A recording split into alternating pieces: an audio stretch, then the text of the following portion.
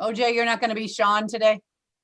No, I'm not going to be Sean today. I decided to be myself. I feel like that's a theme that everyone should embrace, and I'm going to lead the Okay. way on that.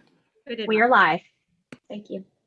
All right. Thank you. Good afternoon, Commonwealth Education Continuum members and members of the public who are watching. Thank you so much for joining us today.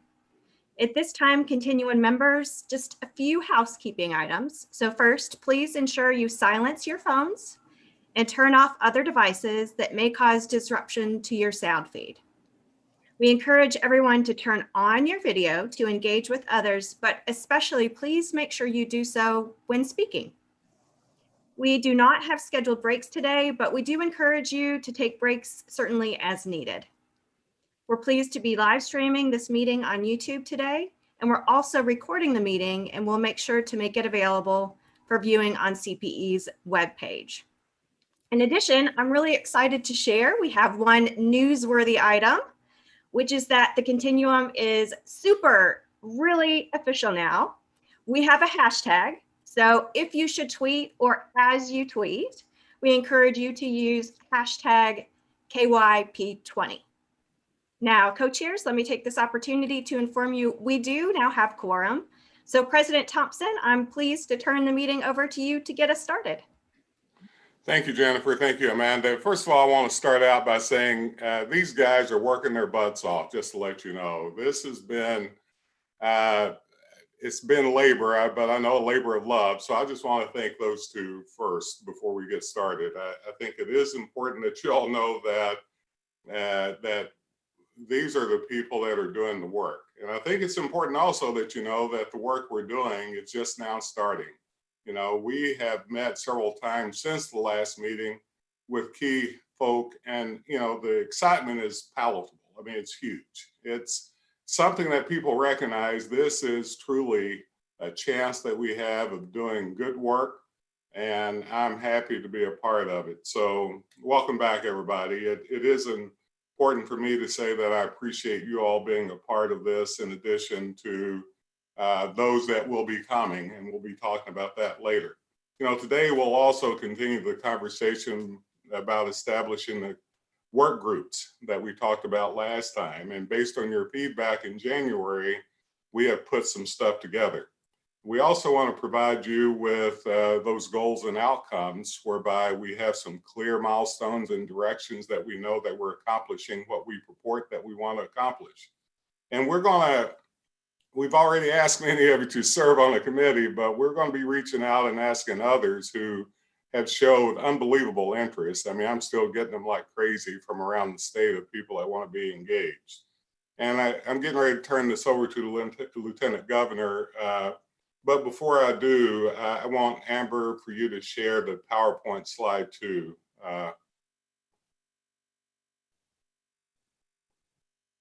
Okay.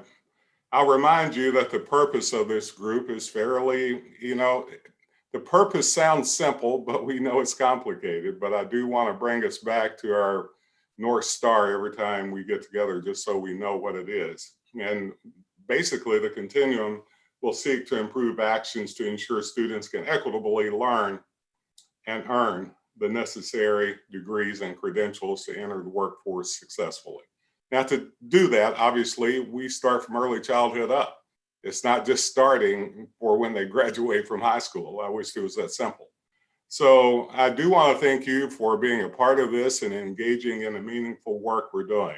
So I'm going to shut up my part now, and Lieutenant Governor, I'd like to turn it over to you, if I might. Thank you so much, Dr. Thompson. And it's always great to start with a reminder of our purpose, because this work is truly so important. So just briefly before we get started today, I just wanted to remind everybody of the importance of your role, and not just your role, but also your commitment to the P20 initiative. All of you have been invited here to join this group because you play a specific role, or you represent a specific group that contributes to, in some way, to the big picture of what it takes for us to improve the entire education pipeline for all of our students. But it's also really important to remember that you're not only here to share your perspective, you're also here to listen and to work to understand the perspective of others. You all are key communicators, and you'll be tasked with sharing the work of the Continuum and how we all work together collectively as Team Kentucky to improve those educational outcomes for our students in the Commonwealth. That is the end game for us all. And as Dr. Thompson mentioned, there are many, many, many people who are knocking down our door to be a part of this group, which I have to tell you, I was a little surprised, but pleasantly surprised that people took this much of an interest in this group. And so know that the chair that you hold right now is a coveted one. And we need you here for a reason. So as we have mentioned before, we can't fix the entire pipeline at once. If it were that easy, it would already be done.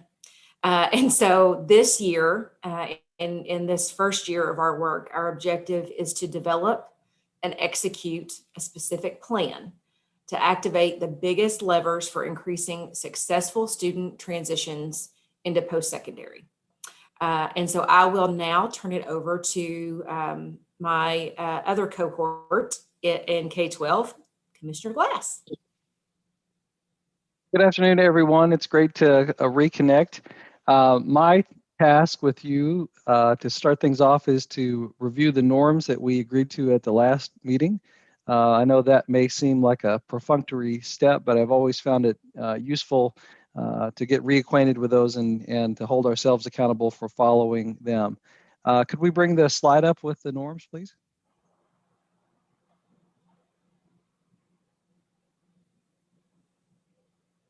Excellent, thank you. And what I'd like to do is have, to get some more voices in the conversation, just have a volunteer unmute or come on the screen and be willing to read each one of these as we go through them. So who could help me with that first one?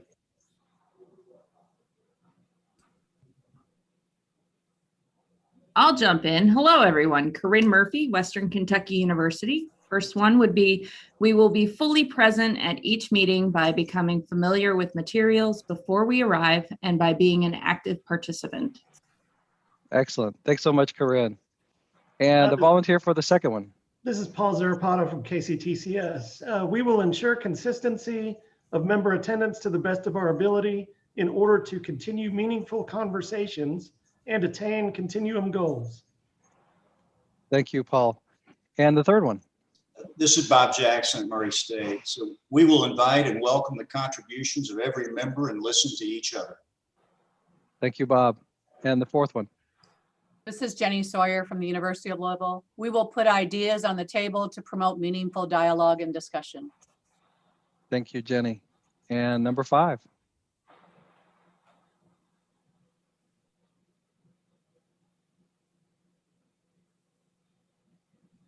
I'll take that one, Commissioner. This is Representative Tipton. We will be involved to our individual level of comfort. Each of us is responsible for seeking clarity and understanding during the meeting.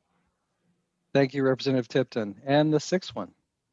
Gene Hutchins from KIA. We will presume positive intentions to promote and facilitate meaningful and collegial discussions. Thanks so much, Gene. Number 7. This is OJ from IQ. I'll read that one. We will hear from, and more importantly, listen to our students, families, and those who represent and work with students, particularly those who are historically underserved by our education system. Thanks so much, OJ. And the last one.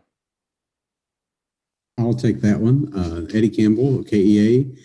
We will be guided by the purpose of the Commonwealth Education Continuum, which focuses on success for all students.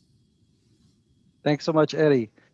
Co-chairs, we are sufficiently normed up and ready for the next step now, I think. So thanks everybody for helping us out with those. Thank you so much. All three of our co-chairs are, as you all know, are extremely busy, but I'm very committed and we are forever grateful for that. So Let's jump into the agenda for today. We've done our welcome and reset to go on with the next piece of our continuum, which is getting into the action of the work. So today, what we're going to be talking about is the structure around the work groups, because this takes commitment towards action, not just talking, and that is different than a different level of commitment that we asked for before. So we'll be talking about that.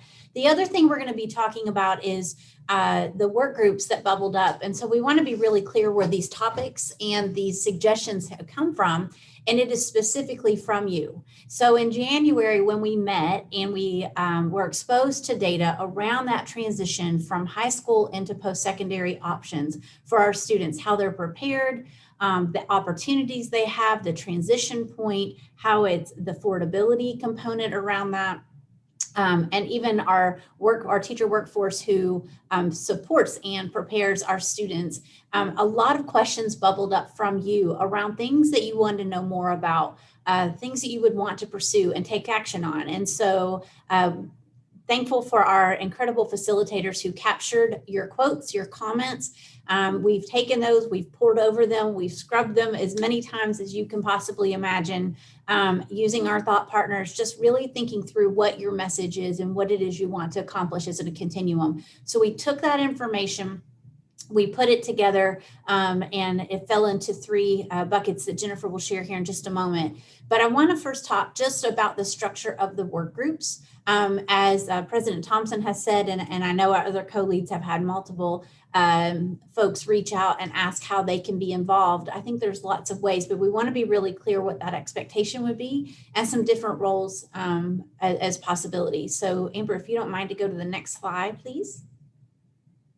So our work group structure, and I'm not going to read it to you, but just to give you an overview, is really going to be narrowed down on specific parts of the work. So this is to really put into action how you want to leverage change and improve post-secondary readiness and moving into that successful transition into the post-secondary decisions, whether that be a 2-year, 4-year institution, degrees, credentials, so then that students who continue on their educational journey really pursue their career interest and are credentialed to be successful and sustained. We also are asking that the work groups be responsible for creating deliverables and producing specific outputs. This may differ across the groups depending on what it is you're doing. So just to give you kind of a landscape of what this looks like is collectively we will come back together in June. That will give the work groups time to work April, May, and most of June to come forward to the whole continuum and say, these are the objectives we want to accomplish. These are the actions we would like to take collectively as a group. And each group will be able to share that and be able to have discussion around that to see real action. Also, during that time between now and June, we will be conducting focus groups to really capture the unique experiences and voices as we have committed to in our norms from across Kentucky. And so we are reaching out and starting to formulate those focus groups and where we wanted to make sure that we have a very well represented sample from all of our regions to capture the unique voices and the bright spots and the challenges within the state. Those focus questions will really be driven by the work groups on what it is the questions they want to answer to help accomplish the goals and to meet the deliverables. When we come back in September, the work groups will be meeting every month. When we come back in September, that will be focused on the possibilities of any changes that you see in policy that we would want to recommend as a continuum. Does it take a statutory change? Does it take a regulatory change? Does it take a local policy change to really leverage and build upon how we improve our system in this part of the pipeline? As Lieutenant Governor spoke about, we can't fix it all at once, but if we're really going to narrow the focus, where can we leverage our impact? Where can we really make change and really permeate all the way to the local level to really see differences for our students and really activate the change we'd like to see?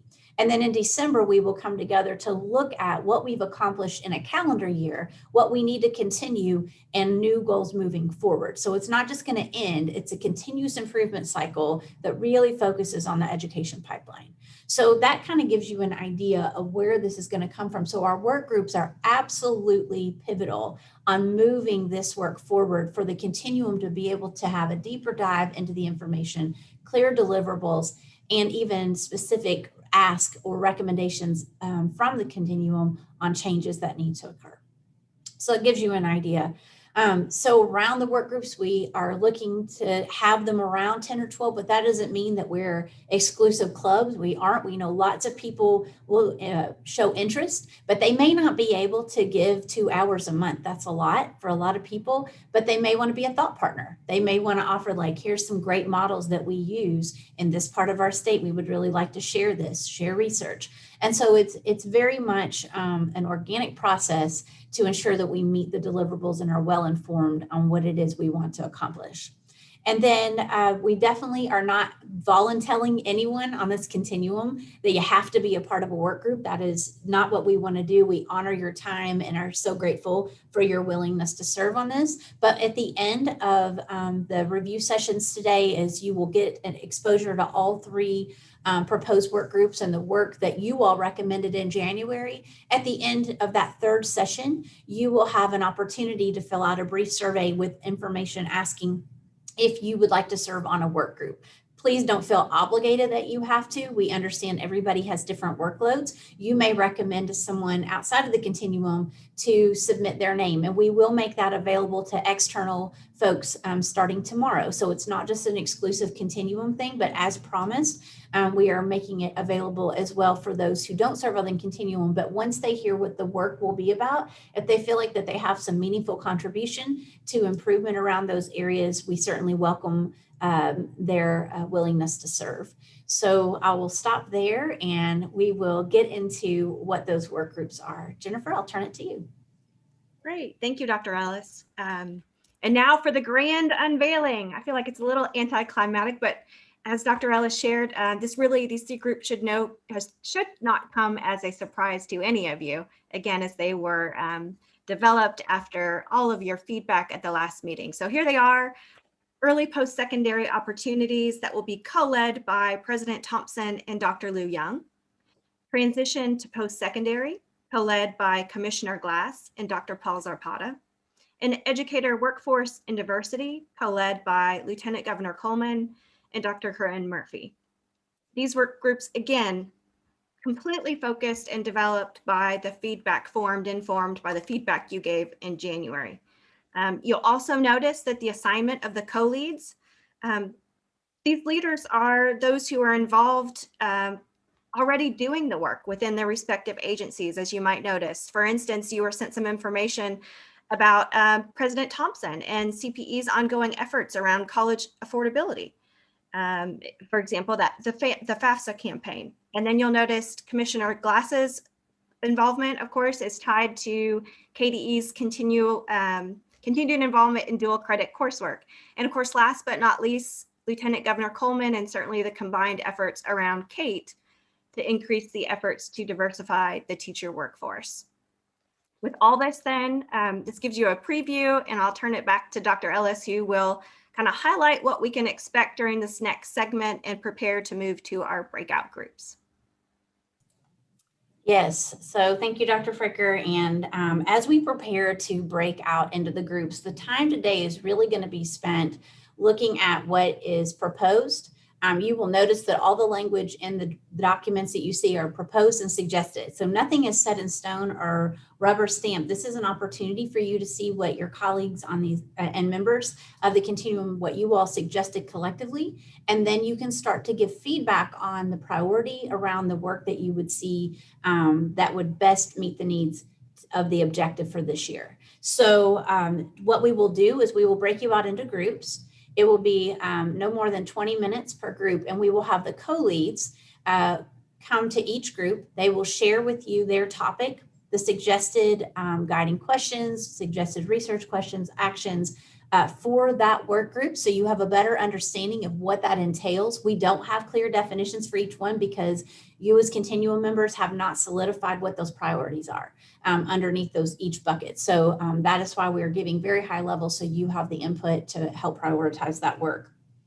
There will be facilitators in each of your breakout groups who will stay with you through each rotation.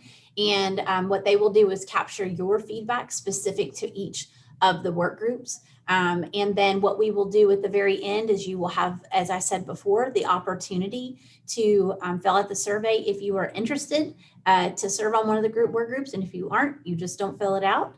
And we will close by coming together to share the overall feedback, some generalized feedback, and next steps. But today is really about you and giving the feedback about what was shared initially so we can start the work and hit the ground running. So at this time, if you have any questions, please let me know.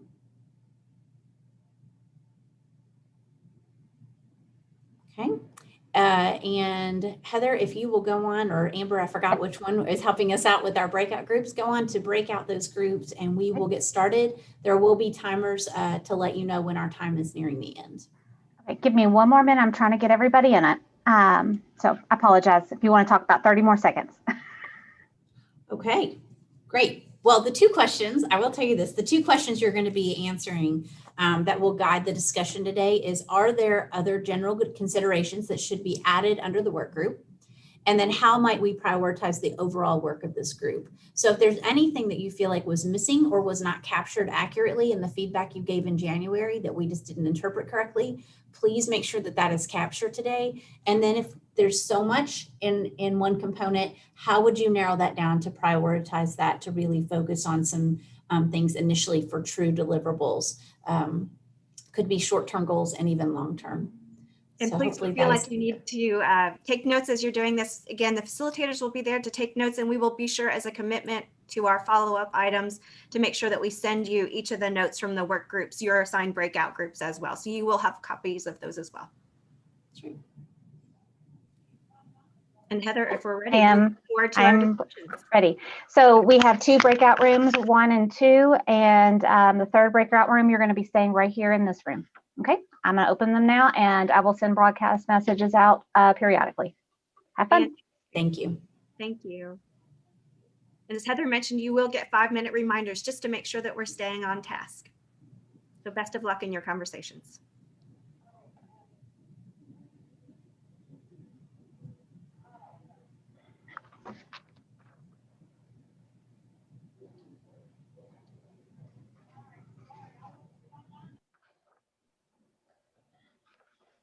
Okay, in this room should be Commissioner Glass, Dr. Sarapata, David Givens, Rhonda Caldwell, Amy Neal, Robert Hayes, Eddie Campbell, Ben Brandsetter, Priya, I can never say your last name, I apologize, and Dallas Kratzer. Is there anyone that I did not mention? And Heather, I think you might want to kick us out. I don't think that Dr. Glass and Dr. Zarpato want us in here, so they probably are going to get the boot. Okay, We welcome you, but you can go where you want. I will see if I can add you to another room. Just give me a moment now. We have 20 minutes, is that correct? Yes, yes. Yeah. And if you need less time, Ryan is your facilitator and can definitely let us know so you guys aren't sitting around. Okay, great.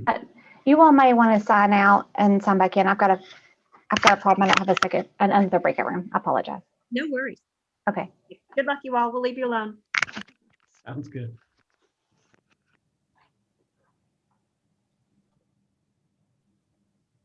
Well, I think maybe we could start, Paul, with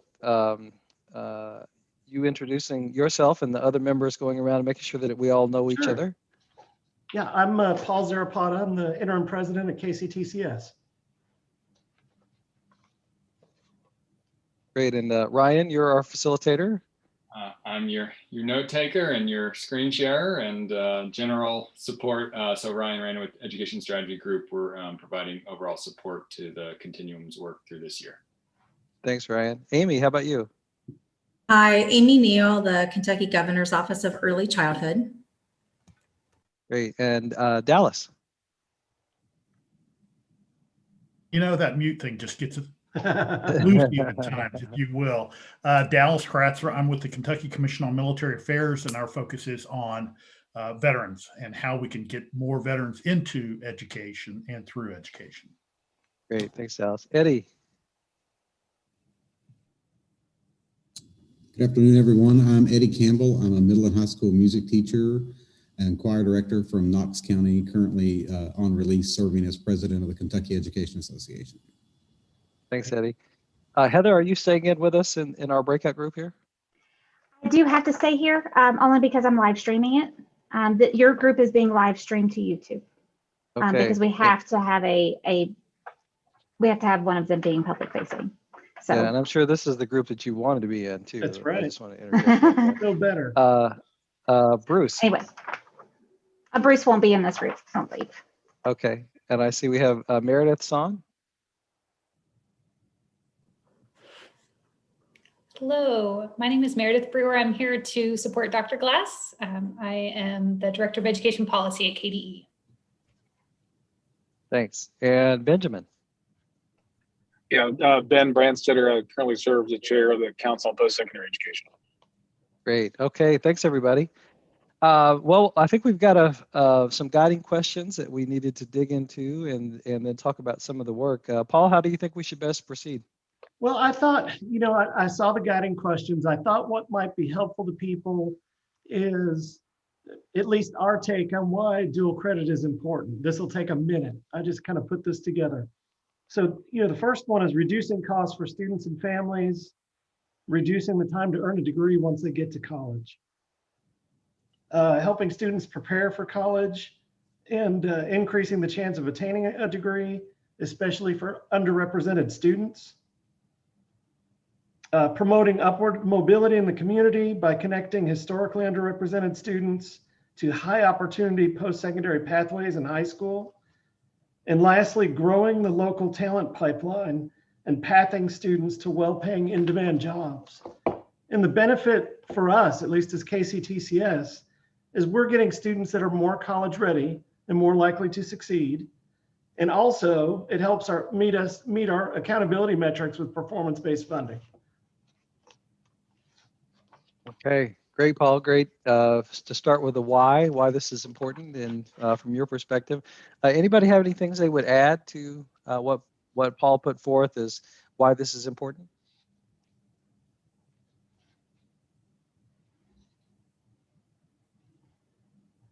Okay, I think we're ready for the guiding questions. Yeah, I have one that I'll add, Paul. Okay. In addition to all of the things that you said, so yes, and to everything you said, I would add that dual credit options are important as an acceleration tool for students. We want educational experiences that we can really customize to students, and having college level coursework is important for students that so we've got a well-rounded range of course offerings for students. So I'll add to that. It enriches what we're able to provide students as far as an experience in school.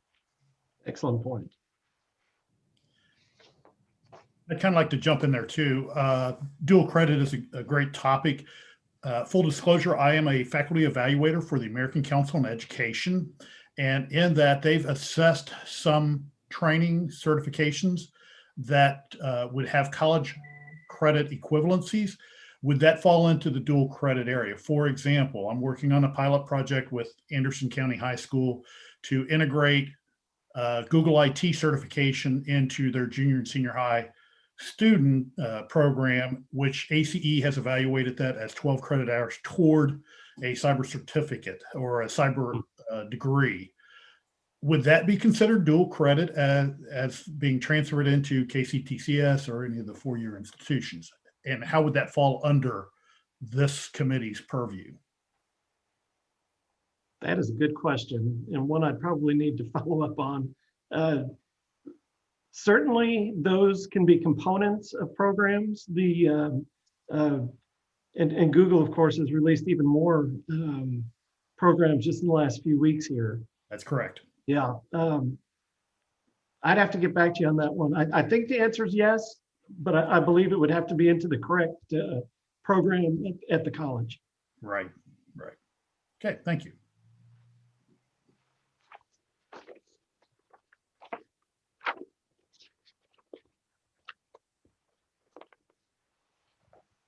Okay, well, I think the first question that we were charged with answering is, are there other general considerations that should be added to the work group? Do we want to look at the guiding questions that were in the document specific to our work group? Oh, thank you. Yeah, there you go. Yes. Perfect. Perfect. Yeah. Thanks, Ryan. Yeah, so we've got some guiding questions here. Can you all So see them all right? Let me know if you need me to blow it up. We can. So maybe let's take a couple of minutes and read through these quietly and think about them, and then let's dialogue a little bit about are we missing anything? Other questions that we need to be asking.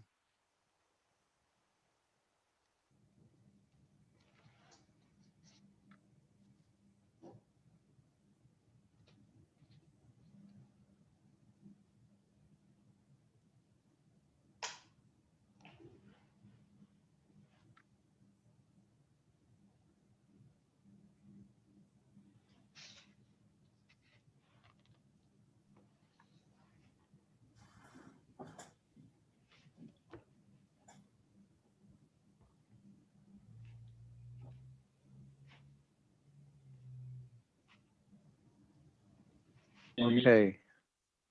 Take about 15 more seconds on that.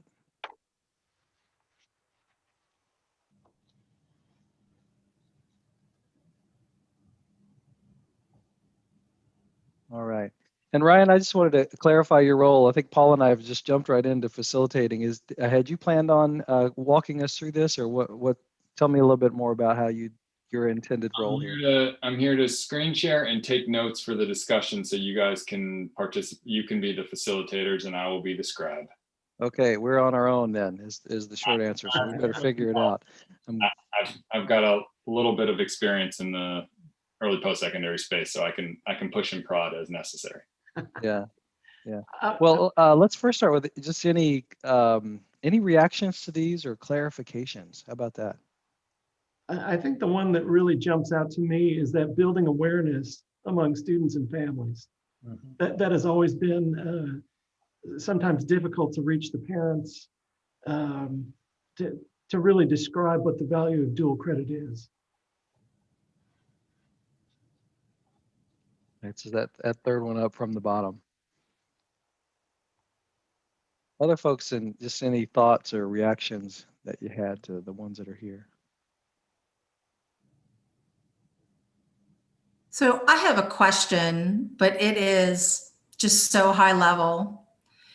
So it has been a long minute since I've been in high school, and it is not the space that I live in. So just forgive me, but think of me as your typical aunt or parent who, doesn't know anything about this really.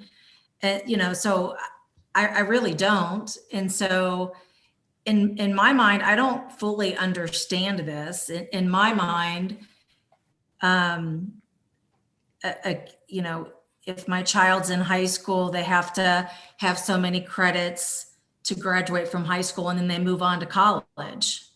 So why would they be taking college courses? So that wouldn't enter my mind. Well, that's a slow pitch right down Paul's strike zone. So Paul, go ahead and take that one. Yeah, so really the benefit is that they can come in. There are some high school students that graduate with an associate's. Well, no, so I understand that, and I understand the value of it. I'm just saying, I don't think the typical person really gets that. And how do you even pitch that? Like, where did it come from, and how long has this been going on? And maybe I should know those answers, but I don't.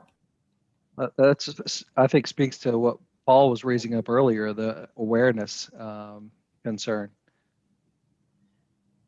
Yeah, and COVID hasn't helped. Everybody's been, most things have been remote. And so it's been difficult for the college recruiters and advisors to reach out to the students in the high schools. those barriers are slowly going away, and hopefully they will go away with the pandemic starting to, well, I'm going to knock on wood. I'm hoping it's starting to go away. But yeah, all the things that I listed before are beneficial to the student. And for us, the hugest part is having a college-ready student so that they're not struggling in their freshman year. And it really builds confidence in the student. And so that's one of the biggest selling points with parents, is that it will build your child's confidence to know that they can succeed once they get out of high school and into one of our colleges or the universities. And also, it's a lot cheaper. The tuition for dual credit is 40% of what regular tuition is. And most of the times it's, or I should say a lot of the times it's covered by a scholarship. Okay, thank you. Just add on to that. Go ahead, please. Oh, I was going to say, the other thing I think would be helpful to sort of differentiate between advanced placement courses and dual credit, and sort of how a parent and a student can sort of weigh the pros and cons of those two options. That's a great point. I think that's one area that we miss a lot. I taught Air Force ROTC at the University of Louisville some time back. And one of the biggest challenges I saw was just not understanding the differences between the advanced courses and dual credit. Along with that, another barrier, many students didn't want to lose that senior year. So they wanted to stay in their school system. How can we overcome that barrier and keep them in their school system? Which I think, Paul, your point is well made on COVID and the changes we've seen, maybe through online. And at another institution that I am affiliated with, they did a summer program for students, which is, I think, a way that we can overcome that barrier. It was a leadership course. It also introduced students to the potential to do college level credit in leadership while online, while in their senior year, because there's a lot of leadership training that goes on nowadays. And I think capitalizing on summer programs to do that could be one of those ways to mitigate the barriers. That's a good point. And one other thing more about that. One other thing that I failed to mention is it's very important that the students are taking the right dual credit classes for what they're interested in college, because there's times where we see it's typically parents guiding these students to take these different courses, and sometimes not all of them will be pertinent to the program of study they're interested in, which gets it becomes an unpleasant surprise once they start going through the admissions process into the college. And so we are trying to make a concerted effort to educate students and parents as to what the correct courses are for your friend. Now, it's really difficult, for me to expect a high school senior to know what they want to do when they're out in the workforce. I mean, I changed majors twice. I went from an accountant to an IT nerd to something in between in operations management before I got out. And so, we're at least trying to give them, wide bands of things they're interested in, and just making sure that those courses are pertinent. One element that I might add to this list of guiding questions, and that I think is sort of an intractable problem when it comes to dual credit courses, is there's some overlap between a high-level high school course and the content that a dual credit course offers, or really a high-level high school course and an entry-level college course. There's some overlap in the content. And so one of the struggles that all states have with dual credit courses is, how do you determine what qualifies as a dual credit course? So you're getting high school credit and college credit for it, versus what shouldn't qualify as a high school course. So Paul, maybe could you talk some about how that works in Kentucky, how that's determined when a student's taking a high school course and it meets the criteria to qualify for dual credit? It's complicated, to say the very least. That is the answer that every state has, I think. So maybe that's why I'm putting it forth as a challenge, really. I think it is. I really do think it's a challenge, because it is not only complicated, but it's interpreted interpreted differently in different areas of the state sometimes. You know, and so I think some more clarity, that's a perfect thing that I think we need to put on here. So with that, I mentioned I'm a faculty evaluator for ACE.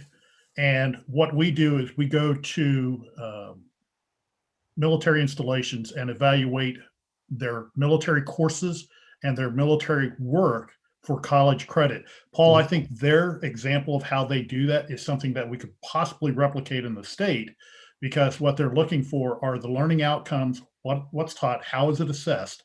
And if we were to use that same model, we could apply it, because that's how we determine workplace learning in the civilian sector also. I do some of that work with Kale. And it is not a hard model to replicate. It's a hard model in getting others to accept. That's the greater challenge that we have. And there's a great article put out in 2015 by ACE about charting a path to institutional prior learning assessment and how they can do that. So I'll send that to you. Yeah, that would be helpful. You know, I think, I know there's been efforts nationally to try and create equivalencies between the military transcript and college courses. And as you say, there is resistance in certain pockets to that. But yeah, anything you could send would be great. Sure. So I want to add to this conversation here with the clarity and consistency of dual credit programs across the state. I think narrowing that down and having that defined, so I will add to the access for our low-income students, our rural students, our students of color, if it's consistent all across the state, because it seems like Paul said, there's a little bit of differences that happen. And if we had some kind of foundational clarity that all school districts could hold up to say, this is a dual credit course. I also want to jump back to the awareness and not only with parents, but especially with our students, you know, the awareness of these classes, the benefits moving forward in their career and as they transition into the college level, and how valuable and successful they can be. Because a lot of times, you know, if you come from a family who is not pushing for a higher education, sometimes you don't think about the possibilities of that, and you don't have, as a student, have that perception that I can be successful at this. And just having the access and opportunity to take those classes, to see that you can be successful, really will move that student forward in just looking at all the world of possibilities that are out there. Great, Eddie. Excellent points as always. I just, from a process standpoint, Ryan, how much time do we have, and should we move along through these the other elements on this? Yeah, we've got about, by my calculations, about 5 minutes left. We should be getting a 5-minute warning here in the next 60 seconds. So any additional comments, and then thinking about how to prioritize. Certainly I've heard the awareness piece come up, the consistency and clarity of what actually matters for courses and what makes those courses. But if there's anything else that you would want to add to that prioritization piece. Yeah, I think, go ahead. Oh, I was just going to say, I think we've got, so the first question was, are there other general considerations that we need to add? And the second one was, how should we prioritize this? I think that's the more difficult question. Right. So go ahead. This is Heather. I'm not sure if you will get the broadcast message that I send out to the breakout rooms, but I wanted to let you know we have a 5-minute. Oh, you did get it. We did get Perfect. it. Thank you. Yeah, thank you. So I wonder, Ryan, if how we might do that. I mean, there's a ton of stuff that we can unpack in each of these, really. But if you scroll down to the research questions, they're really, I think, pretty tightly focused on things that we might want to focus on as a work group. And they touch on some of the things that have been raised. So you got, what are the barriers around the lack of participation? What are the barriers around the lack of completion? within both questions, explore the themes of cost, awareness, local access, policy, and readiness and wraparound supports. If we, so really the last bullet there is really a clarification on the first two. So if we as a work group focused on and prioritize barriers around participation and barriers around completion, would that cover sufficiently the things that we want to focus on as a work group?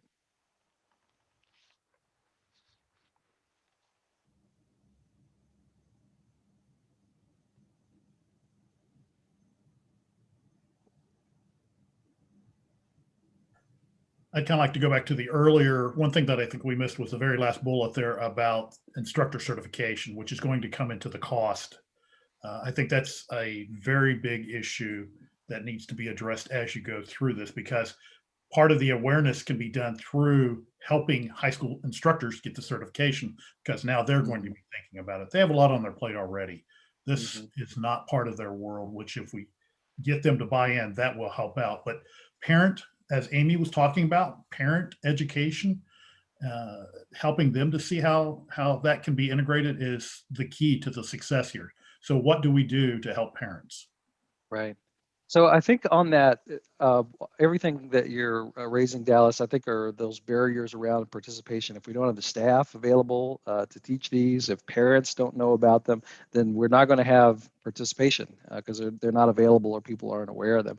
So maybe, Ryan, we could, with the clarifying third bullet that we've got in the research questions, let's add in staff certification, credentialing, and we have awareness in here already, but to put a finer point on that based on what Dallas said, it's really parental awareness. So awareness, student, parent, and staff, I think is what we're getting at. You know, I think one of the other points, and it gets covered here generally, but if you disaggregate the data, you're going to find different barriers around, lack of participation and completion. I think you're going to find that underrepresented individuals may have completely different barriers than traditional students. So I think it's important that we look at both. And if I understood correctly, with focus groups, I think we're going to find there are bright spots across the state. Yes. So what are the best practices and who's doing this really well in all different pockets? Yeah. So I think that the data will be interesting to look at. I'm hopeful that we can, as part of these focus groups, we have inside of KCTCS peer teams, which include all 16 of our colleges, and they all work with Jason's guidance counselors across the state. I think we can really tease out a lot of these problems and find out what's working by having some dialogue with them. Do you think Gear Up would have information that you might be able to glean some of that from the Gear Up program? I'm not very familiar with Gear Up. We can certainly dig into that. We've got data on just about everything. What I can basically do, I can send you something in between meetings. Yeah, because Gear Up does a lot in reaching out to students at the 8th grade, from what I understand. And if that's the case, they may have some of that stuff already researched, and we can benchmark off of that from across the Commonwealth. I may be speaking out of school. I have not worked with them that much. I don't have deep familiarity with it, but I can certainly find out.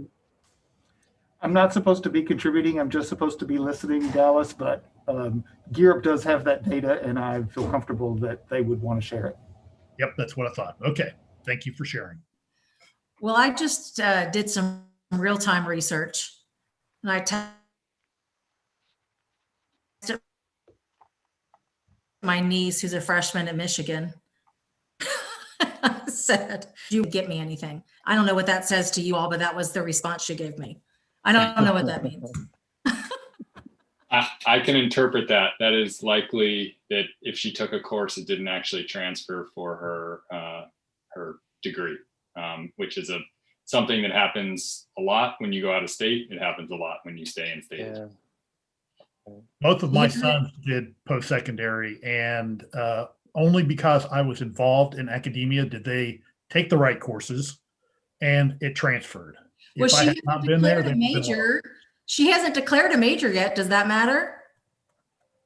Or does it just mean because she's out of state? Yeah, that's one of the challenges is where these credits are accepted.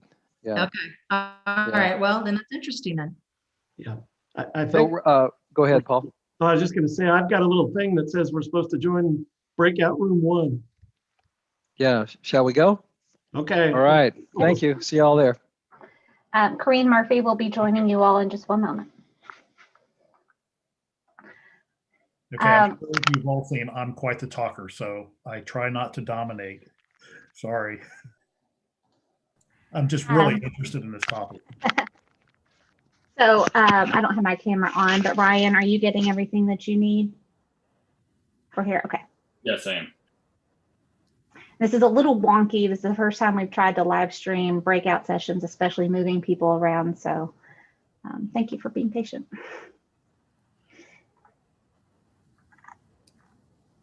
And Heather, based on your former comment, this is the one room that is constantly live streamed. Correct. So they'll hear us repeating ourselves on different things. Okay, that's cool. Well, maybe I think each person is going to be talking about something different. Yep. Each one. So there'll be different things. Yeah.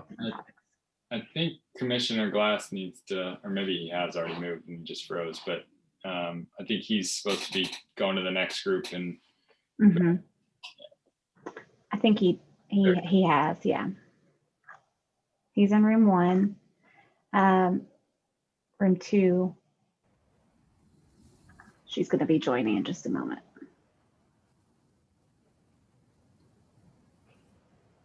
So while we have a minute, Ben, you were talking about sharing some stuff from Europe. You're at CPE, is that correct? I think I saw that come up on your title. Oh, Ben is the chair of our board. I'm not sure. He's muted and his video is out, so he maybe just stepped away. Sure. Yeah, I think that was Bruce is the one that said that there was some data available. Yes, it was. Yeah. Bruce on there now. Yeah, Bruce is a better answer that than I. Hi, everybody. I'm here to catch up. I'm so sorry. Apparently, I was in the wrong room. No, I have you down as the lead for in here. Yes. Yes. So there you go. I was left in the other room. It just happens. So, what have you all been talking about? We haven't gotten started, Corinne, so I'm happy to share my screen if you want to just walk through the question. Yes, that would be great.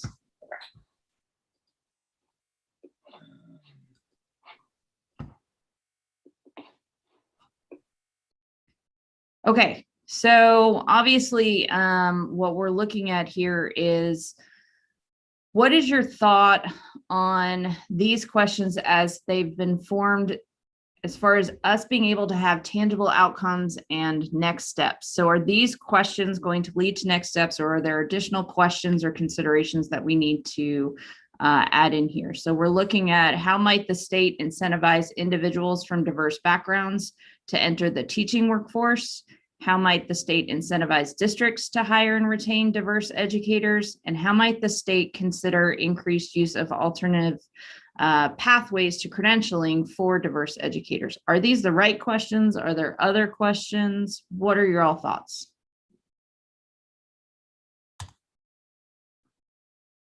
Amy, is that a hand up? I'm sorry, it was from the last session, but oh, that's I will have a okay. question. Here, I learned how to lower people's hands earlier. I wonder if I can still do that. And I should know how to do it too, but anyway, here's my question, and it may not be for now, which is totally fine for you to push back on it. But my question is, I know that there have been different types of diversity programs and things for educators over the years. So my question would be like, what has worked about them or what hasn't worked, or, you know, like we're not starting from scratch. So like when we're asking these questions, like, you know, how might the state do this? I'm I just think you're sort of right. like wondering. Yeah, we are not starting from scratch. I think there are, and this came up a little bit in the last group, is the idea of what are the stories that we need to share, and where are the moments where we can learn from the things that are being that are implemented and having success in the state. For example, if you have a dual credit pipeline that's in a high school that's leading to education majors, that's then leading to actual teachers and licensed teachers, what does that look like, and what are they doing that's successful to make that pipeline work? Because many of these things are set up, but they're not necessarily all being leveraged in every district in the same way, or every university in the same way. So I think learning from what is working is absolutely a great data point for us to consider, and a good question to ask as we think about how to answer some of these questions. And just real quick, I would say also and learning what isn't working. Like, where are the gaps? What needs to be filled? Why did a project or program stop? Because it wasn't working, so that we don't continue doing that. Right. Dr. Kratzer. Kratzer, please call me I'm so sorry. It's nice to meet you, but now yeah, I know. Yeah, Dallas is much easier to say. Got it. So one of the things that I find interesting on here is males are considered part of that diverse and program. So I'm with the Kentucky Commission on Military Affairs. We do all things military. We're working on trying to develop a pipeline for bringing in military professionals with occupational background as instructors. And Jody Adams at KDE has developed a nice pathway through U of L to do that. But for us on the other side, it's connecting the veterans or transitioning service members to schools. So one of the things we're trying to use is a program called Skillbridge, where they would get a chance to internship. We're doing a pilot project for cybersecurity in Anderson County, and we're going to try to get some cybersecurity professionals from the military to shadow and then go into teaching positions. So this is one pipeline that you might want to consider looking at. We're in the early stages of starting it. It would allow us to also then replicate that for any occupational type training, such as construction, aircraft maintenance, anything out there. There's a whole litany of different programs, but I think it could attract, because the military tends to be significantly male, and at the same time, it's a diverse population. 20% diversity. It leads the civilian sector quite a bit in diversity. So there are other applicants that you could bring in. I think that's a great opportunity there. And you're at WKU. You're right there by Campbell and in between Campbell and Knox. So I would love to talk to you offline about how we're doing some things down at Campbell. Okay. I would love that conversation. And Dallas, I'm glad you brought up that point, because I think it points to also a larger possible guiding question that we should consider as part of the group, which is, where are the potential people to fulfill these, right? So we may have an obligation here to say, let's identify buckets, if for lack of a better word, populations of people that very well may serve to support this. And I think that would certainly help to inform what the recommendations from this work group would be. So definitely identifying possible populations of people that are either untapped or there are barriers to their participation. And so I think that's great.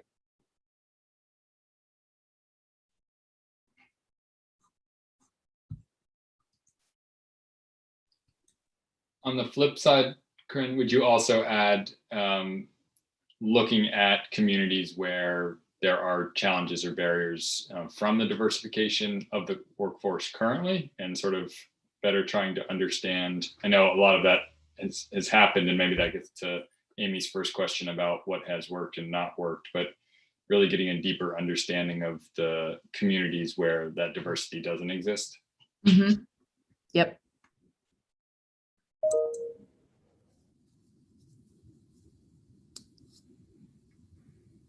So I noticed the last question is about alternative pathways for credentialing.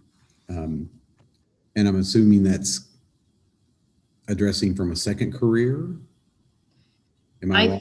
I think you're right, Mr. Campbell, but I think it's actually just referencing the 7 alternative pathways to certification that the state offers, I think.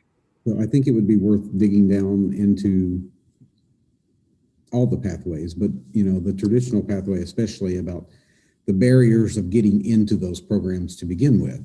Yep. There are testing barriers that stand in the way sometimes.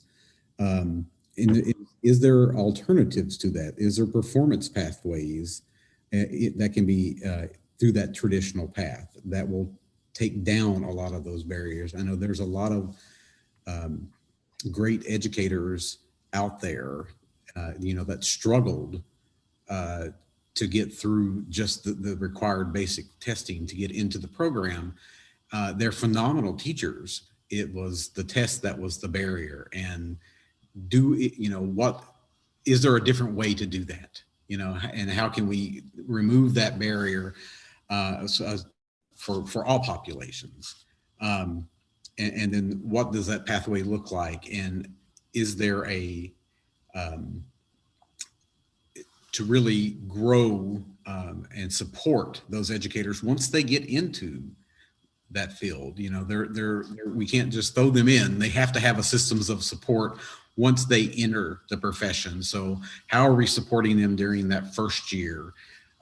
Is there an intern type program where, I know we had K-TIP for a long time, and that's not around, and some districts have taken up that barrier or that mantle for the intern program, but they're supporting that first year with a master teacher so that you really learn, and it's a paid internship for your first year before you're just put into a classroom on your own, so that you really have all those supports and feedback, and can really grow yourself as an educator as you move forward.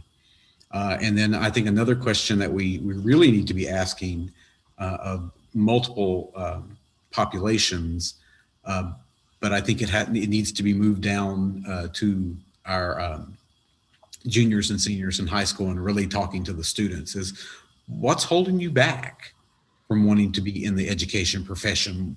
What are the issues that you hear, that you see, or concerns in terms of being involved in the education world? And I think we really need to talk to the young people to see what their concerns and issues are. So it sounds like a really good question would be, what are the barriers that exist to progression in the pathways we have? Right? And then what are the supports necessary to further progress actually into the teaching position? Because retention within that position is a bit of a challenge, and that's where the K-TIP and the old K-TIP and the mentoring replacement comes into play, right? The induction around those teachers. Yes. Just piggybacking on your comment there, Eddie, there used to be a program called Troops to Teachers. That's gone away. Could we reinvigorate a Kentucky version of that? Because there's no longer a federal version to attract folks. Anecdotally, when I left the military, I attempted to get into the high school system. I teach on the college level, but was just interested in being locally. And I came in with a PhD, with a lieutenant colonel, had several teaching gigs, and came in entry level. That's a challenge, If I'm coming in entry level, any other service member, they're not going to look at that. So that's something we have to consider. I think your point is well made. Does Kentucky still have the alternative certification program? We have several alternative certification programs. Yeah. Okay. I might have missed the right one, so it just didn't look like a pathway ahead, or it was just too difficult. And I'm like, okay, no, I don't need to spend much more time on this. Some of them are more fleshed out than others, and I think more used by different groups than others. But a question for this group, as we have, just a couple minutes left, how would you prioritize the work of this group, given that we're looking at both progression barriers, but we're also looking at a recruitment and a numbers challenge? We have a numbers challenge, both in meeting the needs of the workforce basically, but then also diversifying the needs of diversifying the makeup of the teacher workforce. So how do we think about prioritizing the work of this group to best affect those challenges?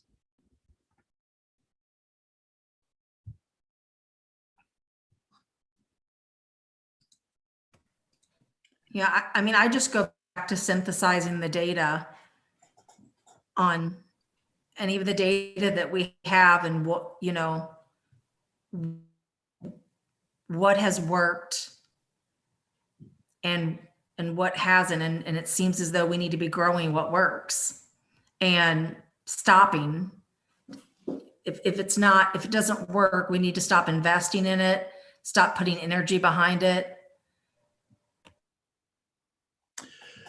I think your committee would need to target the environment that you're most likely to have a short-term win. I understand trying to approach high school students to talk about going into education, but that doesn't happen until 4 years after they graduate. And most college students are taking 4 to 6 years to graduate now. Maybe looking at an approach where those that are currently in school, in college, in higher ed, creating internship programs for those who may not have even considered teaching, but now that they've gotten into college, they're like, maybe I'd like to teach. Maybe I need to go look at this. Almost like a GA within a school while they're still in college. Because I think somebody, Eddie, you may have made this comment earlier, but it was Paul. A lot of folks change their mind while they're in college on what they're going to be. So if we create an opportunity within their sophomore, junior year of college, maybe they would be attracted to higher ed. Mm-hmm. I mean, to secondary education. Just a thought. Yeah, and so what are the midpoint opportunities to enter, right, for entrance? And I think that's really important. And we see that a lot with our athletes, our student athletes who decide that athletics and coaching is really where they want to go, but to get there, it's teaching, right? And so I get nervous with this, like 5 minutes, 1 minute. Oh yeah. I mean, we're going to lose each other here soon, everybody. But yeah, no, I appreciate everybody's feedback. I think that's great. Ryan, did we miss anything? I don't think we missed anything. I think clarity around the data, looking both, I think you guys talked a lot about the entry side of the equation, but you also named for those that once they're in the profession, how do you actually keep them, ensure that there is support? So I'm just going to add that as something else that was, we didn't go deeply on, but the extent to which you don't obviously want to lose diverse educators that are in the system once they get into the system. So how do you? Well, and I think that, to Amy's point, that's a data point that we need to, right? Because we don't know the retention of diverse teachers within the workforce, at least as a specific data point yet.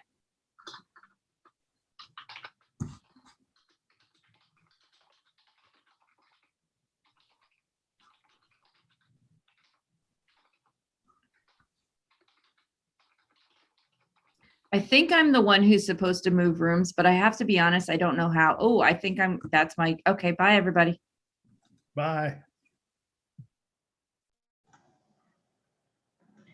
It's like playing God. Moving people from room to room. Oh, I wish I could move people in my room sometimes, As a mom of 3 boys, it's nice to have a little control. President Thompson and Chair Young are going to be joining you guys in just a moment. I had to have somebody go get them.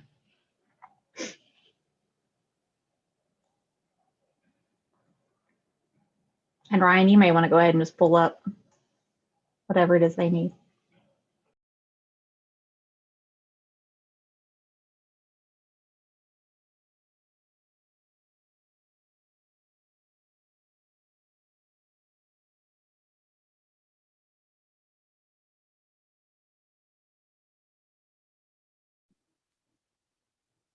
Okay, hello everyone. Am I in the right place now? I think so. Excellent. Yes. Thank you. I had to leave Aaron behind. He was still talking, but I'm sure he will pop in. Oh, there he is. I see. It wasn't very long.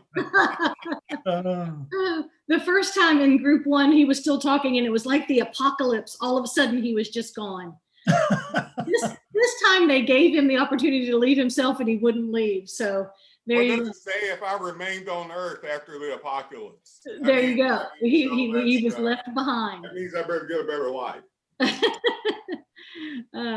So hello, everyone. Thank you. Our work group is called Transition to Post-Secondary. I'm Lou Young at University of Kentucky, but my side hustle is chair of the Kentucky Board of Education. So I'm delighted to be with you and to co-lead this work with Aaron. I'm going to turn it over to Aaron to let him set us up as a work group. And our goal today is to share the questions that have emerged so far, but to elicit from you even further thoughts and ideas around this transition to post-secondary topic.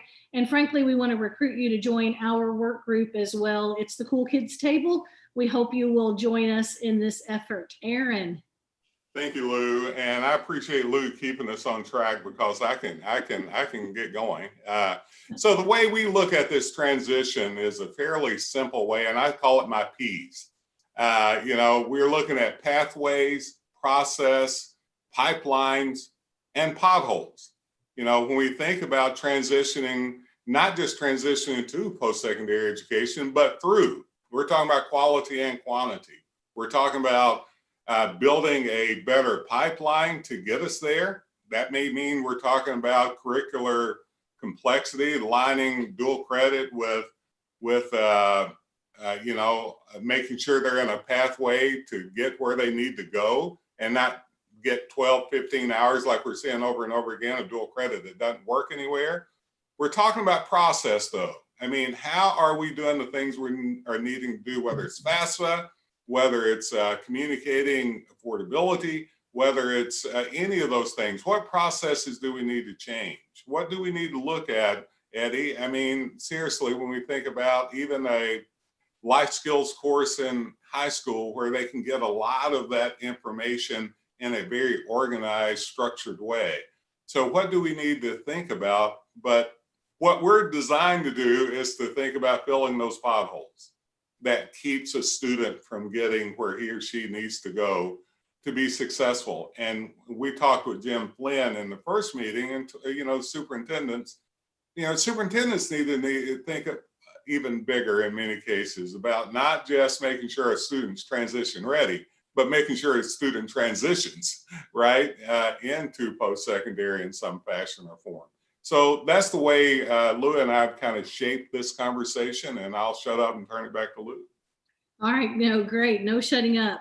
I want to just kind of, go with a different metaphor that aligns though with what Aaron's talking about. When I think about lines and lines of pipe that are laid, whenever you have pieces of pipe that are put together, you have those extra supports around the outside, plus sticky matter that holds them together and the extra supports. What does it look like for us? Because we don't want to lose kids from one leg of pipe to another one. So how do we build those supports in such a way that kids don't fall through that big crack in the process? So Ryan has on the screen for us here the questions that have bubbled up so far. And rather than reading them to you, I'm going to be quiet in just a second, but I want to point out how they build on each other.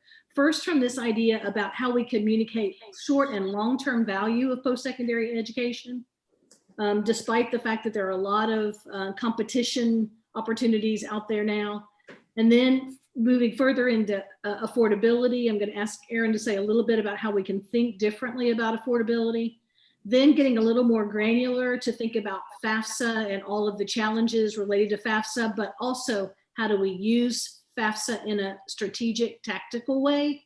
And then lastly, what are the other supports that we need around those two pieces of the pipe to better support kiddos in recruitment, retention, and degree attainment. So those are the way the questions have bubbled up so far. I would suggest that we use our next 10 minutes or so together responding to those, expounding on those, but also don't limit yourself. What other questions don't appear on this screen? So Aaron, a word about affordability, and then we'll hush and listen. Yes, and I'll say this fast. And there's two ways of thinking about affordability, and this really, was realized more deeply when we did the listening tour a couple of years ago. Affordability, one piece of it is the perception that you can't go to college. We found this from tons of students. Well, I can't afford to go to college. Or they may not even know what college is. So getting to that first part, they may think it's only a 4-year institution. Well, it's anything beyond high school. That's college in this state. But so that's one piece of affordability, that they perceive that can't afford to go to college. Another piece is they can't afford to go to college, or they don't have enough money to get through college. So that's real.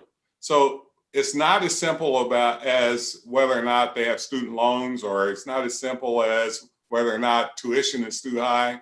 It's much more complicated than that. And so a part of this conversation has to go to addressing both of those, in my opinion. Excellent. So take a look at those questions. One more minute, then I'll have Ryan stop sharing so we can see each other. Aaron and I both want to keep an eye on Ben Brandstetter. So we'll go God, don't let him in this room. We'll go back to the whole group for that. So take a look at those questions. One last glance.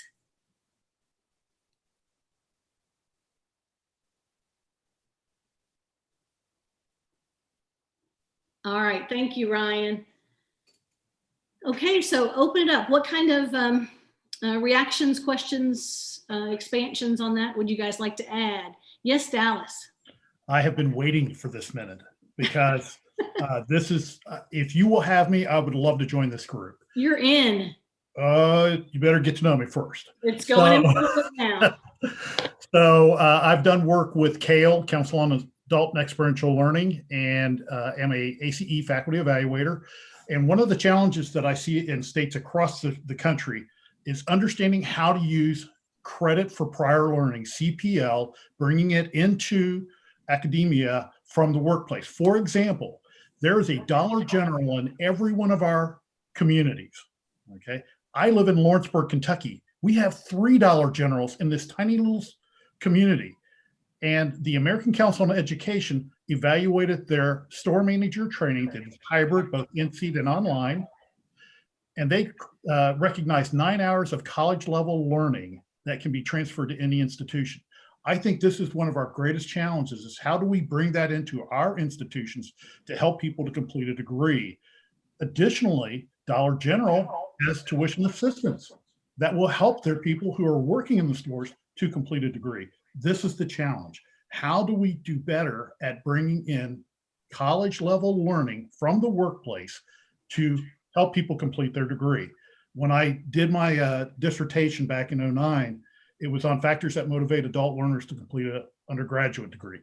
It was not cost that was the reason. Time. That was the challenge. It was exactly what Dr. Thompson was talking about, that they didn't feel they could be college level material. And it was the intrinsic value that brought most of them back to complete it later in life. Let's get them to complete it earlier in life. Okay. Excellent. Thank you, Dallas. And Ryan, if you, in addition to capturing that credit for prior learning, let's make sure we capture that notion too of business and industry partnership and support. Thank you so much. Yeah, I just want to say, Dallas, this transition area is about getting adult learners in and through too. Just to let you know, since I've been here, we've gotten every campus to adopt a credit for prior learning policy, which is one of the things other states can't do. But we've got that done. But we have a problem of making it work. That's your point, right? Yes. This is where employers and other folks got to get into it. So this is a pothole. So I so appreciate you bringing that into this conversation, because we've lost 40% of adult learners over the last 10 years. So anyway. So on top of that, the reason I'm in here is I work with the commission, the Kentucky Commission on Military Affairs, and veterans bring a lot of college credit through ACE that we miss the opportunity to serve them. There are some schools that are doing well. but there are others that can do better. So I would love to see how we can engage that, because we have over 300,000 veterans in Kentucky. Every year, between 3,000 and 4,000 people leave the military and make Kentucky their home. They come with college credit. They come with spouses who can be college ready or are already completed in college. And we need to see how we can help them complete their degree in Kentucky or begin their degree. And I have a wonderful story to tell about how education changed my life and the lives of my family. My wife went to nursing school at BCTC at 49 using my GI Bill. And at 52, she graduated. I retired from the military. She goes to work and I'm home on a Zoom call. Excellent. So All right. Thank you so much. I've got one more thing, but I couple. keep losing it, but I'm going to stop talking for now. All I'll right, come back to it. don't jot it down. I'll come back to you, but I want to open up for some other voices, make sure we get everybody a chance to respond. So Eddie? So thank you, Dr. Young. I appreciate it. I want to touch on something that Dr. Thompson said, that it's not just about college, it's about continuing education. Yeah. And you know, making that message that it's not all just college. It's about growing yourself into some other profession, you know, and having those conversations out there and being able to communicate that effectively. I know a lot of times, as my experience as a high school teacher, it's oh, well, I don't want to go to college. There's nothing else for me. I don't want to go to college. And, you know, my as a choir director, you know, my philosophy when I was working with my kids was you can be anything you want to be. You know, if my father was a diesel mechanic and he came out of the military, he went to VOTEC school, got his certification and spent 40 years. And I often talk to my kids about diesel mechanics. When he retired from his position in Hazard, he was the only diesel mechanic at the shop. They couldn't find anybody to replace him. Yeah. So, you know, that, you know, we have to talk about it. It's not just about going to college. It's about all careers and being that lifelong learner. My father, throughout his career, took classes and learned more and expanded so he was a lifelong learner, which is something he passed to me. And I, as a teacher, tried to pass down to all my kids that it didn't matter what career or what you wanted to do, there was always opportunities to grow and continue to grow yourself. Excellent. I think that's a really nice expansion on that first question too, Ryan, around how we communicate the value, because communicating the value is at the heart of the message that we learned from your dad. So that's part of what we have to help. And we're in those circles where we talk about that a lot, but we've got to make sure that's essential to our message. Yes. And that was actually my next phrase, was the value of a continuing education, showing. There you go. Yeah. But the value proposition, if we move forward and we have not nailed the value proposition, then everything else we do is going to be a waste of time. And so Amy, Dr. Young, to jump in here. Yes. So I would love to build on that. And I think for me, like a coherent message, you know, I always like to play the devil's advocate in that when you're in this world that we're talking about, all of this makes sense, you know, and so this is all really easy to understand. But for live in this world, it's very, very confusing. Yeah. And, you know, I look back on my life, and if I had not had a mentor in my life who sort of took me under her wing, I wouldn't be where I'm sitting. Yeah. And, you know, it wasn't long ago, you know, both my grandparents on either side had a 3rd and 8th grade education. And so it says my internet is unstable, so I don't know if you can hear me or not. So yeah, I just can't reinforce how much that coherent, really easy, user-friendly message, like real messaging. You know, my dad was the first one to go to college. It took him 13 years. There's nothing wrong with that.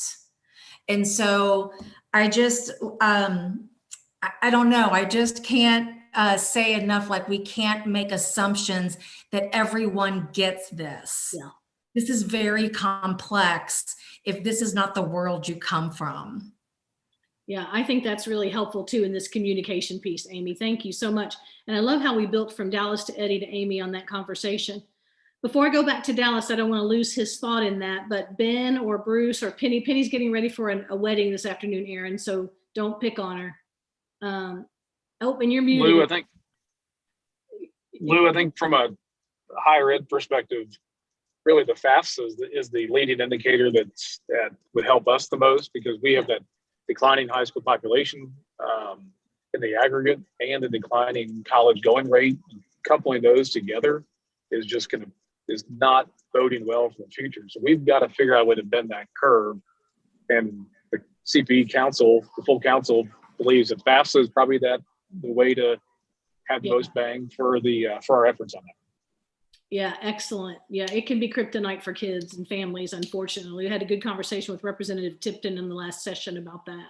And so Dr. Young, just really quick, but that's a perfect example right there. Who knows what a FAFSA is? Yeah. Right. Mm-hmm. No one knows what that is. That means nothing to anyone. FAFSA. What is that? Yeah. I mean, I know. Well, and I want to jump in and say a couple things quickly. Amy, I'm glad you're the devil's advocate, not the devil. But, you know, but the idea, you're right. Communication is key here, right? And if you notice, higher ed, we've been chomping at the one level piece of communications over and over again about the value of higher ed. The point being is, Amy just mentioned and Ben brought up, I mean, things like the FAFSA are reaching a few people. All people of my income group has filled out the FAFSA, even though I'm getting no free money. But I know that my kids get merit scholarships, they have to fill out the FAFSA. A lot of people don't even know that. So the people that get left out of it are going to be these first generation students, these students low income. So how do we reach them? And I think this has been brought up in every meeting Lou and I have had so far today. But I think it's crucial what Ben and Amy, what Eddie, all of us are saying. It's really a lack of a coherent message as much as anything else across this proverbial board. It's really what Dallas is saying about adult learners. A lot of people think it's about, I mean, it's usually not about, if we ask them, it's not about what we think it is in many cases. So to me, these are big, large potholes that we've got to do something about. We have 50.5% of those graduating from high school going to college for a reason. You know, I mean, those that are going have information on how to go. Those that don't, in many cases, don't. And I think that information hub is the parents of, because the parents are the ones who will fill out the FAFSA. And we need to focus on helping educate the parents about the FAFSA, because Amy, you're spot on. I agree with you totally that they don't know. And I'm a first generation student, didn't know. My boys were not. We filled out a FAFSA. Yeah, I was I just want to let you know. Student, didn't know either. I just want to let you know, I just closed all the rooms. People will be joining back here in just a few minutes. All right. We don't want them yet. Over in the link, Ryan has posted the form that we need you to fill out at this point. So if you would click on that and go ahead and start working on it. My apologies to Dallas and to Bruce, who didn't get a chance to talk. We captured Penny's notes over in the chat, but feel free to add anything else to the chat. Love to have you in this work group. If this conversation kind of floated your boat today, we would love to have you working with us. And congratulations, Penny. Yay, Penny. Well, if you'll still have me, I'd love to join your group. Yeah, you didn't get cut. You're good.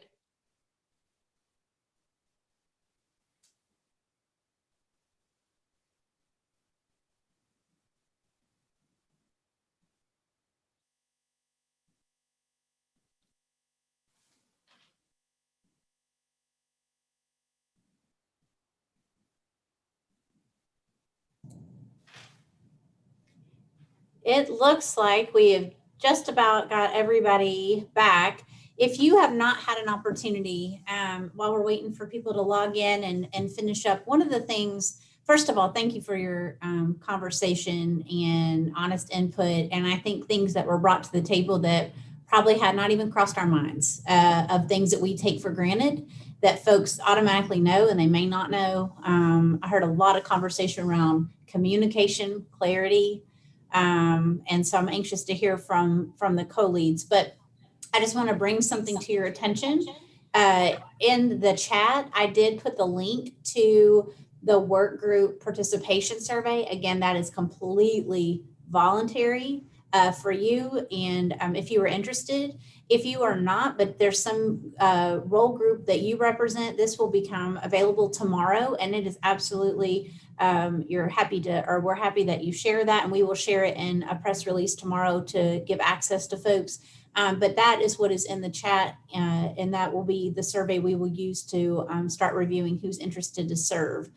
So what I'd like to do is give the co-leads an opportunity that got to rotate to all three groups. So thank you for doing that 3 times. If you were not a secondary teacher in your former life, then you will may experience a fatigue that is different if you have taught multiple classes of the same over and over, which takes me back to my middle school days.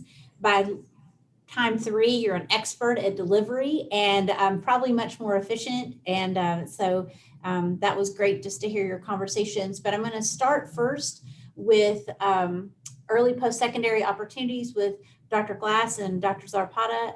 If you would like to just share, just so the whole group can hear an overview, you will get the minutes on this, the notes of what everyone shared, so everybody can read those comments. But just to give a really brief overview, and then we'll transition to post-secondary transition to Dr. Young and Dr. Thompson, and then we will finish out strong with Lieutenant Governor Coleman and Dr. Murphy, if that's okay. So group 1, we will start with you, and I will pause, or I'll mute my line. Great, thanks, Amanda.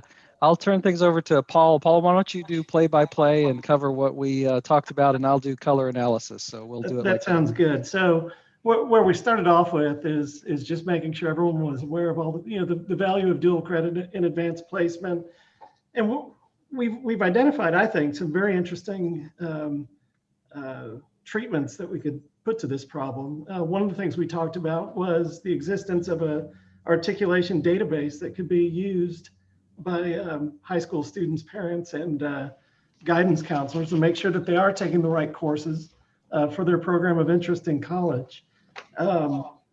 Awareness was another big topic of conversation. Again, making sure that parents and students are aware of the value of this.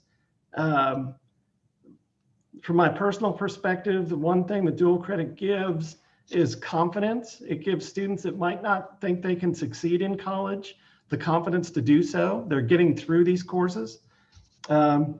We also talked about, in our research questions, it's looking at the barriers around the lack of participation and the lack of completion, but really the need to disaggregate that data, because for different populations, particularly underrepresented, there's going to be different methods and methodologies that we need. Lastly, we think in the focus groups, we need to tap into the university, KCTCS, and high school guidance counselors to find out where there's the pockets of bright spots across the state, and to make sure that we tease those out, take those as best practices and run with them. I'll let you jump in, Jason. Hey, thanks, Paul. That's a great overview. I think just to sum up, we're really looking at the challenges of access and completion when it comes to these early college options. And we think about access and completion through a couple of lenses. One is through a lens of equity. Who has access? Where do people have access? How can we expand access equitably across the state? And quality. How do we simultaneously, while we're increasing volume, increasing access, how do we ensure that this is really college level work, and it's accepted as college level work, as students transition into colleges and universities, and it's accepted in programs that students are interested in taking. So I think that access and completion through the lens of equity and quality is the work of our work group.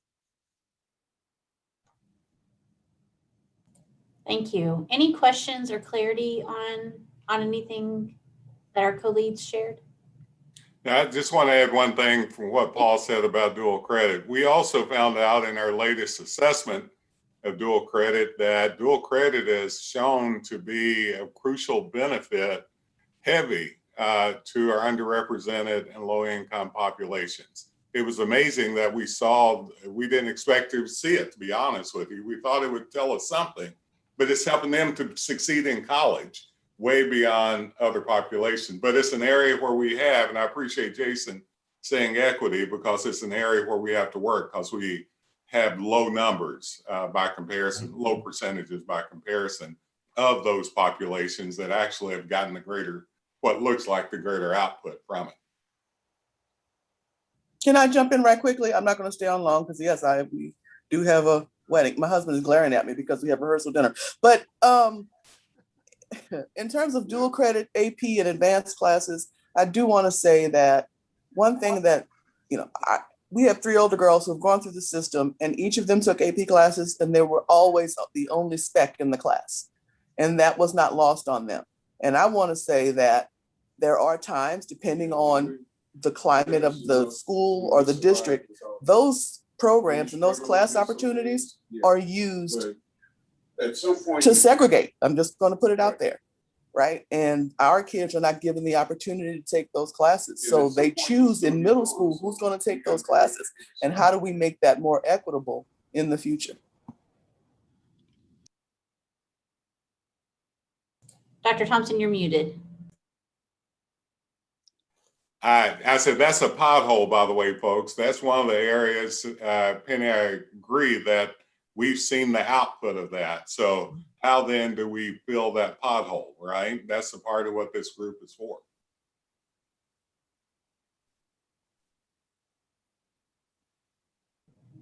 Thank you. And Penny, congratulations on your daughter getting married. Yeah. So thank you very much. Let's go on and turn it over. Dr. Young and Dr. Thompson, would you all like to share your overview? Lou, I'll let you start and I'll just jump in like I always do. All right, excellent. That's how we roll.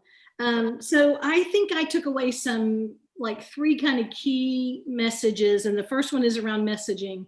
Communication, as you mentioned, Amanda, was bubbling up, I bet, across all 3 work groups, and specifically for our transition to post-secondary, some need for real clarity around the value proposition, and to think not just economically about the value proposition of post-secondary learning, but Rhonda Caldwell even mentioned, how is your life better because of your post-secondary experience? So thinking about that whole child in high school as she transitions to post-secondary and why it should really matter.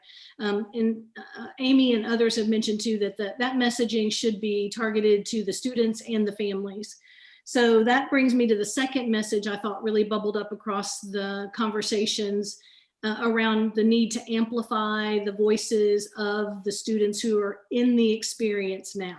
So they're about to hit a pothole, or they're just digging out of a pothole, whatever that looks like, really amplifying the voices of kiddos who are in the FAFSA process, experiencing gatekeeping like what Penny talked about, et cetera, and their families. It's not just about trying to attract 18-year-olds if the whole family support system isn't there. And then thirdly, I heard that you talked about bright lights, I think. So shining lights on the best practices, the strategic approaches around the work that Kia is doing, what good high school counseling practices look like, what good recruitment and advising practices look like in higher ed, but really spotlighting those, and let's stop hiding them under some bushel, but instead, number one, let's prove that they work. Let's have a good, solid research foundation, and then let's message that so that they are no longer secrets.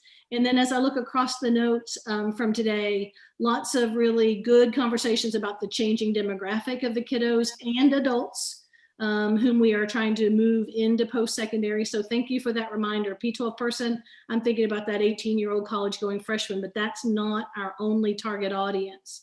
So keeping that in mind as well. Support from business and industry as a bona fide partner in this, with skin in the game in the process, thinking about the implications of test optional practices and other practices as they impact student success across different content areas. And lots of other really good takeaways here, the importance of mentorship through the process, et cetera, a lot to work with.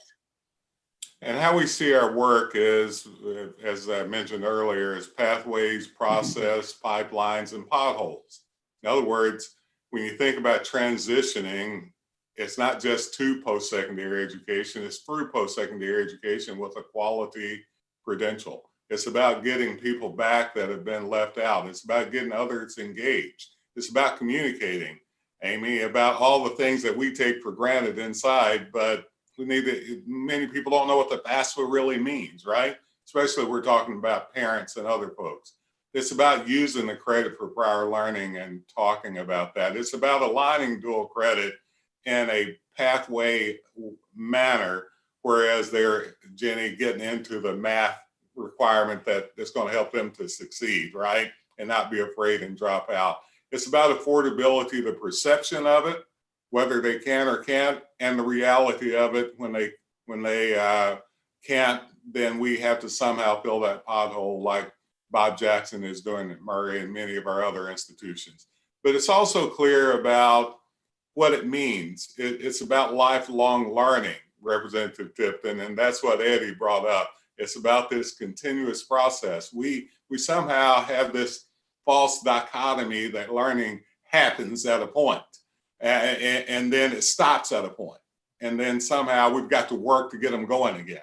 So that is about this whole idea of what it means to build process that allows us to look at each one of those chain links, Representative Tipton, to find out where it's at, or each that highway, Paul, that where we got potholes in that we need to fill and get them going. So it's about, though, bringing everybody together and thinking about it within that context. I think it's important. Dr. Thompson, let me jump in real quick. I have to run because I have to go to the press conference, but I will tell you that I do get to make a great announcement about some education funding today. So I'm very excited about that. Oh, tell us first. Yeah, no. Come on, tell us. Y'all gonna get me in trouble. No. But you guys are wonderful, and I cannot wait to continue working with this group. It's just everything that I hoped this project would be. So thank you guys so much. Thank you. Give us a hint. She's out. Circle of trust. It's circle of trust here. All 50 of us. It's just us, right? So thank you, Dr. Thompson, Dr. Young. Any questions or comments in this area? Or if I didn't represent a message that you wanted to get across, feel That's free. right. Thank you. Yes. Sorry. Yes. Anything that wasn't shared that. Okay. Excellent. Such a good conversation. And we will end strong with Dr. Murphy, and you're representing you and the Lieutenant Governor. And I'll turn it to you. No pressure. It's fine. So thank you, everyone, for a wonderful conversation across all three groups. Our conversation really seemed to centralize around barriers in different parts. So barriers to recruitment and access to educator preparation programs. And that recruitment, it's not something that you're thinking just high school. We're thinking well before high school. So think about a very long lifetime of a student. Then progression within programs. And what are the barriers? For example, Lieutenant Governor Coleman brought forward the idea that during student teaching, sometimes people don't even go into teaching because they know that they can't afford to take a semester off for the student teaching semester. So the all or nothing approach to being an education major has an impact on the front end as to whether you even choose that that's a possibility for you and your family. So looking at progression barriers within that, and that could be testing, it could be experiential, any of those things. And then also the final barrier bucket would be retention within the field. the real data point that we're all asking about, and it came up in a couple of groups, and OJ, I think you framed it very well, is what is the retention number of diverse educators once they reach our schools? And let's look at that and see, okay, well, where are they doing well? And what are the systems that are in place in order to support that, that success? And so really looking at barriers across those three buckets, and then trying to determine the constituents involved in each parts of those conversations, because there are a number of constituents across the whole framework of K-20 plus community that impact all of those barriers in those three buckets. And so that's really the general considerations that you all as work groups kind of framed around. And then prioritizing, there was a lot of good luck. I feel like perhaps we have some challenges because everybody's like, good luck. But definitely prioritizing respect for the profession, but also prioritizing quantity and quality along the framework, so that those that we are graduating have the necessary skill sets and dispositions to be successful in the classroom and be leaders within the community. Thank you. Any We have some additions work or to do. questions? That was good. Yeah. Just a little bit of work, just a little bit. Anyone want to add to that or have any clarifying statements? Okay, well, obviously you can see why we have these work groups. There are, as Dr. Thompson has said earlier, potholes that we definitely need to fill, but there's also bright spots we need to elevate. And I think we are not a completely broken down machine. I think that we just need some tweaks and refinement to continuously improve. And that's why I'm very grateful for your time and commitment. And that's why we want to call these work groups, because they are working groups and big decisions to make and work to be done. But I think that there is definitely the will of this group and others who are anxious to help us really have clear deliverables and improve the system. So again, in the chat, the first link you will see, if you are interested in serving on a work group, the survey is there.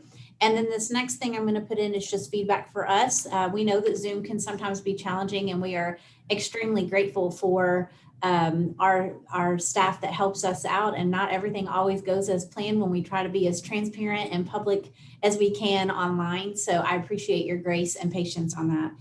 But today has been extremely helpful, and I look forward to touching base with the co-leads of the work groups to really help narrow what the work is going to be. And I think you've given excellent insight today, and it really stretched our thinking around the focus groups and topics to really dig into what it is you're talking about, and what more the additional information you want, and the voices we have committed to capture and experiences. And I just really appreciate that push and that clarity. And I agree with you, Paul. I think we all are Zoom experts now, or at least we should be at this point. So I'm going to turn it over to wrap up with Dr. Fricker and our co-leads. And I sincerely appreciate everything that you've done today. I know it gets really tiring, so thank you. Dr. Fricker? Yes, thank you. It's actually hard to believe it's already that time of the day. But as we wrap up our discussion and the day, I want to return to the agenda. Just it's the educator in me. We've got to recap and make sure that we've covered our objectives. And if you recall, our objectives for the day included evaluating the continuum work groups. I think based on your feedback, we've definitely done that. And then discuss the proposed actions and timelines for each work group. And I think we definitely got to touch on that based on your discussions as well. Again, we're super appreciative of your valuable insights, the discussions, the feedback that we captured today. It'll help drive our efforts. And as we said, that will certainly be one of our follow-up commitments to you, is to get you those notes. Other follow-up commitments to you, we'll begin conducting the focus groups, as Dr. Ellis had mentioned, really to capture the voices of students along with teachers, higher education leaders and faculty, as well as families. We'll then work to establish the membership of the work groups, both internally using the survey data that you all completed today, as well as a press release that will go out later this week, tomorrow, to also pull in external interest based on the survey results. And then the work groups, actually, as you noticed, will begin meeting as early as next month, the middle of next month. So we've got lots of work ahead of us. In addition, we'll send out a reminder about the next full Continuum meeting. You should have those on your calendar. The next meeting will take place virtually on June 23rd from 1 to 3 Eastern. So lots of information that we promised to get out to you, but we certainly will early next week. With that, it's again my pleasure to turn the meeting back to our co-leads for closing remarks, and thank you to everyone. Dr. Glass, did you want to go first? I will. Thanks so much, Dr. Thompson. And thanks everyone for being part of this conversation today. It was really lively, and every group that Paul and I had the chance to process through really contributed. And I'm excited about where we're headed. I'm sure that the other conversations were equally lively and had folks jumping in. So a great honor to be with you. I feel like we've got momentum. We've got to keep going. And I think we're fortunate that the Lieutenant Governor could be with us while she could, and she showed her wisdom when we all started pressuring her to reveal what was going to happen. She left, which is again another great example of leadership: is get out while you can when the pressure's on. So we all look forward to seeing what the Governor and Lieutenant Governor are going to reveal later today. But it is going to be exciting news. Thanks, everybody. Thank you, Commissioner. I'm probably not smart enough to leave. I tend to stay and get stuff thrown at me, but that's a blessing to be able to have the kind of people like you around the table to throw stuff at me. I guess I want to end with 3 or 4 points that I think is crucial for us to understand. First of all, we've got a lot of wisdom in these boxes, I guess, and the wisdom I was just thinking today, we don't have enough time to get it all out. So the energy, as the commissioner mentioned, is palatable, but it's also real. It's something that is coming deep. I would ask us to think then, number 2, heavily about what we got today and really go further in detail. I mean, some of you came up with great ideas, great thoughts, but I think you need to really flush some of those out too, and bring back to us some really fleshed out, bigger thoughts about those. And that's important. I would also ask that we think about who else needs to be around this proverbial table. Now, we may not be able to do it all in one setting, but we're going to hopefully be back together soon, face to face, and start meeting in more micro groups, as Jennifer and Amanda told us. And so we can really dig down. So my last piece, students are what we are here talking about. These are real people with real stories. These are real people that we need to not only have them give us those stories, but we need to understand that they are not exactly the same story. And that for us to fill the potholes that we mentioned, we're going to have to put a face on all these folks that we're serving. So I want to thank you for being of service. I want to thank you also for thinking of those people that we're serving and looking at this truly from their eyes. So I appreciate you all. I hope you have a good rest of the day, and I look forward to hearing what the Governor and Lieutenant Governor is sharing also. Thanks, everyone. Have a great afternoon. Thank you.